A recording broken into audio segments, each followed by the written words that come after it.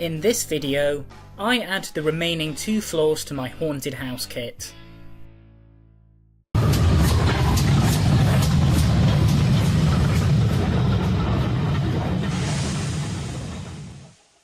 Hello everybody and welcome back aboard the night train. This is part 3 of my ongoing series on building the Knock Haunted House kit, and while I've now got the first 2 floors finished, I've still got 2 floors left to go. So let's pick up where we left off last time. Unlike the first 2 floors, I'll be showing the construction of the 3rd floor from scratch. First, I had to build the internal framing of the small 3rd floor room using a bit of the supplied wood glue and the pre-cut slots.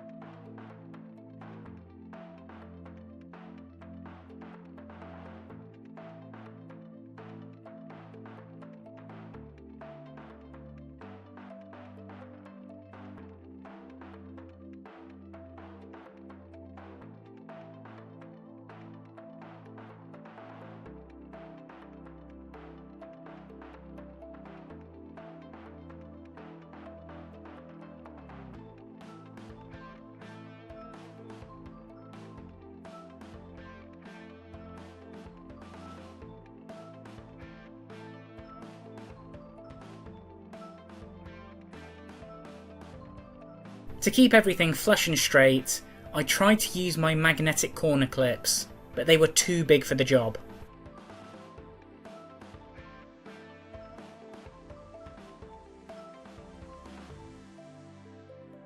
Then it was time to stick on the external wall surfaces, making sure the cutout slots lined up on both sides.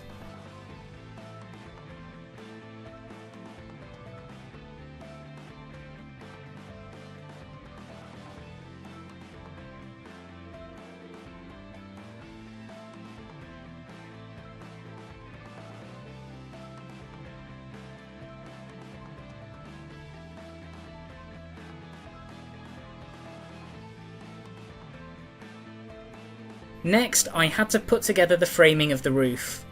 I started with the front and back sections, with the front sections helping to keep the room's walls together.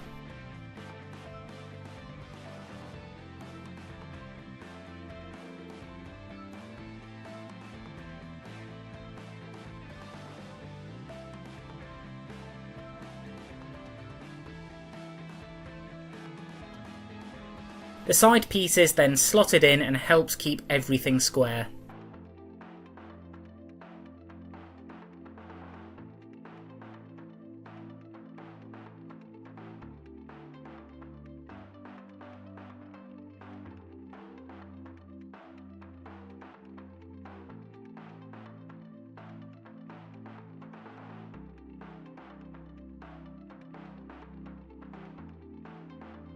After fitting the bay windows, dozens of small shape formers for the tiled roof sheets needed gluing in position, but thankfully these were all marked out on the base of the floor.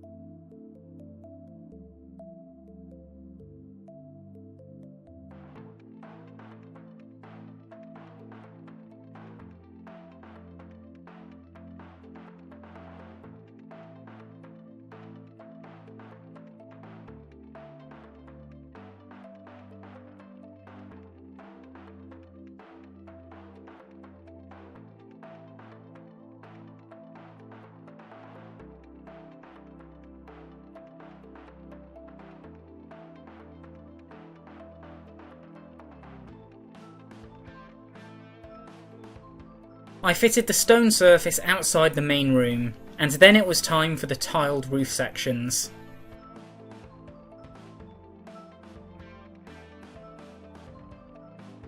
To tackle this, I applied glue at the top, base and part way up the shape formers to try and get the sections to stick, but also curve in the intended form.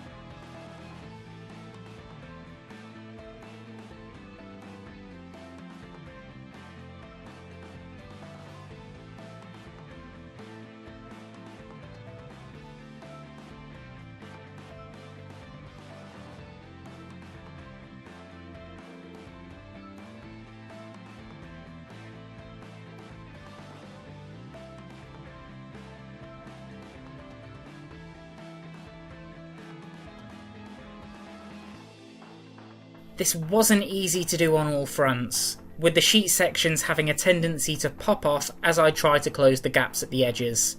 Even applying extra glue didn't get them to hold completely. So in the end, I did as good a job as I was able. With the roof done as well as possible, I had to fit the smaller tiled sections to the top of the bay windows, as well as the windowsills. They were finer and more fiddly, so I had to straighten them before they dried too much.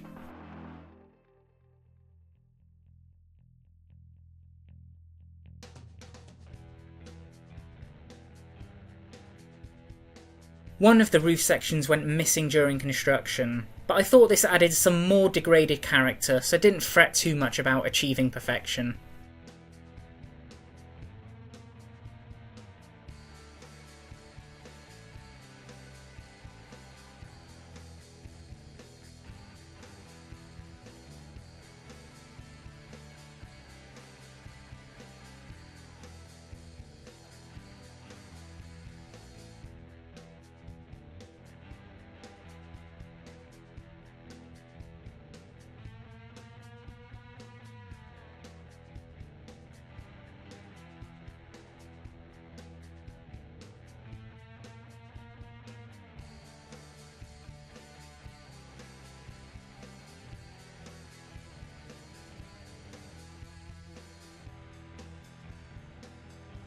I then repeated the decoration steps from my last videos, with the last few details added on at the end.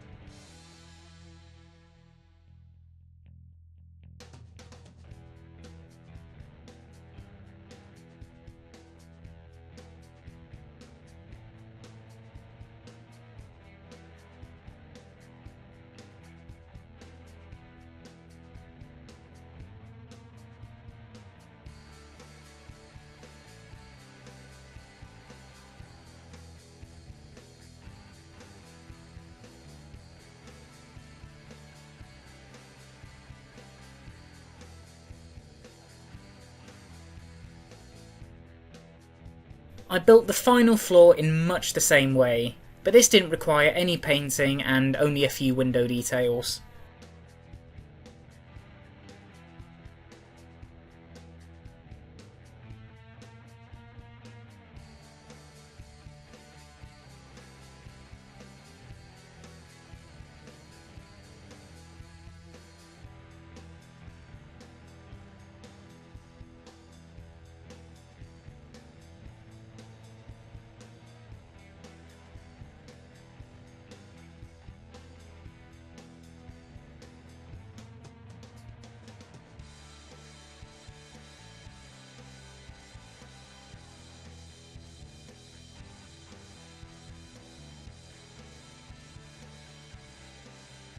a quick touch of weathering powder was added. So that is the house built, but it is not yet done. The kit came with lights and sound, but no interior to actually illuminate or have the sounds emanating from. I've also given the speaker and the sound effects a little listen, and to be honest, I'm not very impressed with what's provided. So I've still got a lot of work cut out to make this a functioning animated mini diorama. I need to come up and create my own interior layout for it, and I'm going to have a crack at putting together my own sound effects and sound module for use within the house itself, to try and keep that light and sound element, but tailored to my taste. So, if you're interested in seeing how I crack that challenge, make sure you subscribe to the channel and give this video a like and maybe a comment. That way you'll know when my next video goes live and you can see this haunted house, ironically, brought to life in some respect. So, until then, thank you very much for watching and I'll see you in another video very soon. Take care.